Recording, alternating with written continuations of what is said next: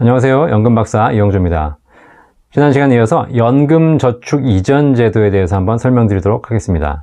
연금저축에 대해서 다시 한번 설명드리면, 연금저축은 국가가 만든 제도이다 보니까 은행에서도 가입할 수도 있고 증권사에서 가입할 수도 있고 생명보험사, 손해보험사 다 가입할 수 있다고 말씀드렸습니다. 자, 가입할 수 있는 것도 여러분들 살 수 있지만, 또 하나 더 큰 특징은 뭐냐면, 내가 가입한 곳이 마음에 안 든다 라고 했을 때 이 금융기관을 이전할 수 있습니다. 이 금융기관 자체, 종류가 달라도 이전할 수 있고요. 금융기관 자체에서도 A 회사에서 B 회사로 이전이 가능한 거죠. 자, 그래서 그 이전이 가능한 것이 바로 연금저축 이전 제도가 되겠습니다. 그래서 기존에 내가 연금저축을 가입하신 분들이, 나는 실제 은행에 있는데 수익률이 마음에 안 든다, 그럼 펀드로 옮기시면 되고요. 나는 좀 더 보험 성향을 띠고 싶다, 그럼 보험으로 옮기시면 되고요. 그렇게 해서 자유롭게 여러분들이 이전하실 수가 있습니다. 자, 여기서 궁금한 게 있으시죠?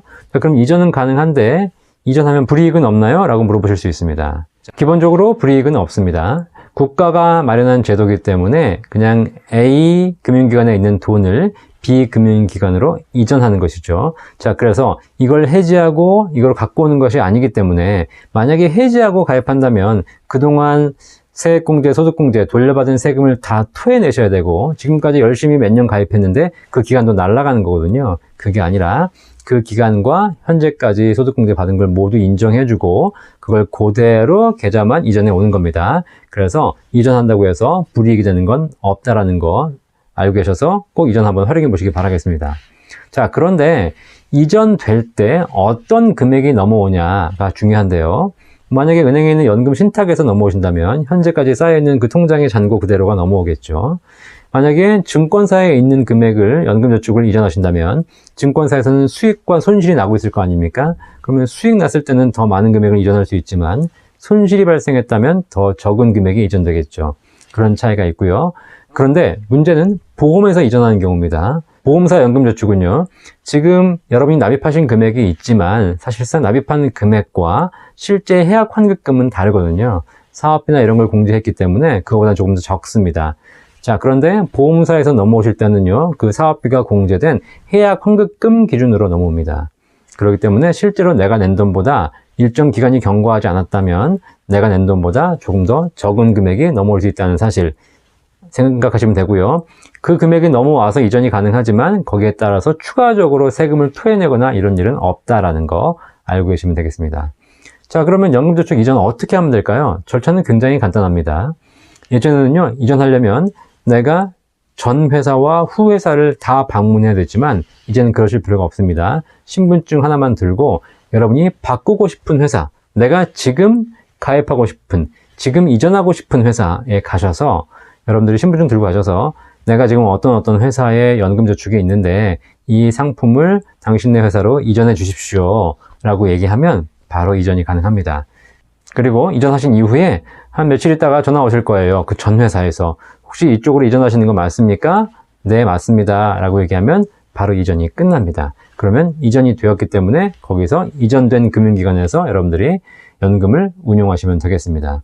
아무래도 연금저축 이전 제도를 가장 많이 활용하는 케이스는요, 은행 신탁으로 가시거나 보험으로 가시는 경우는 거의 없죠. 대부분 다 증권사의 연금 펀드로 이전하셔서 거기서 수익을 내기 위해서 이전 많이 하십니다. 자, 그런데 제가 연금저축 이전에 대한 꿀팁 하나 드릴게요. 연금저축은요, 운용할 때는 증권사가 좋습니다. 증권사로 갖고 와서 거기서 안전하게 채권형으로 운영하든 아니면 약간 공격적으로 주식형으로 운영해서 더 수익을 내든, 그건 옵션이니까 선택해서 더 좋은 수익을 내실 수가 있는 거고요. 하지만 연금을 받을 때는 증권사보다는 생명보험사가 조금 더 유리할 수 있습니다. 왜냐하면 증권사는 연금을 주는 기준이 기본적으로 쌓여있는 금액을 n분의 1 해서 주는 겁니다. 내가 쌓여있는 금액 이상도 이하도 주지 않는 거죠. 특히 증권사는 연금 개시 이후에도 투자 운용을 할 수가 있기 때문에 투자 운용을 잘하면 연금이 계속 늘어나서 더 많은 연금 받을 수 있지만, 만약에 연금 개시 이후에 투자 운용을 잘못해버리면 내가 받아야 될 금액조차 다 까먹어서 연금이 조기에 소진될 수 있는 거죠. 반면에 생명보험사의 연금 수령 방법은 종신연금형이 있습니다. 이것은 얼마의 금액이든 정해진 금액을 죽을 때까지 평생 받을 수 있는 방법이 있는 거죠. 나는 금액이 크지 않아도 좋으니 평생 받는 것이 더 중요하다라고 생각하신 분들은 증권사 연금저축펀드에서 불리신 금액을 연금 받을 때 생명보험사의 연금저축보험으로 이전하셔서 거기서 연금 받는 방법이 어떻게 보면 연금 수령에서 가장 안전하고 유리한 방법이 될 수 있겠습니다. 자, 제가 드린 연금저축 꿀팁 다 이해되셨나요? 꼭 지금 한번 활용해 보셔서 여러분의 소중한 노후 자금을 알차게 운영해서 조금이라도 더 많은 연금을 받으시기를 기대하겠습니다. 감사합니다.